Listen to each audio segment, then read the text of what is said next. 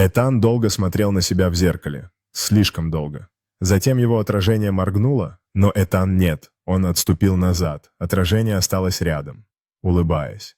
Этан накрыл зеркало той ночью, но каждую отражающую поверхность казалась ближе. Ночью Этан сидел на своей кровати, выглядя тревожным и напряженным, глядя на накрытое зеркало. Тени от лунного света проникают в комнату, создавая жуткую атмосферу.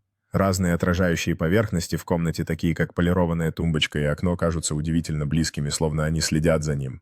Этан изучает книгу, а сверхъестественном его брови нахмурены от сосредоточенности, как он ищет ответы на свои загадочные переживания, бумаги разбросаны по полу. Зловещий кадр зеркала в коридоре все еще накрытого, но немного приоткрытого, с тенью, отбрасываемой под ним, которая намекает на невиданное присутствие, ожидающее. Этан нервно смотрит на сверкающую лужу воды на полу, его сердце бешено колотится, когда он понимает, что даже мелкие отражающие поверхности теперь тревожат его.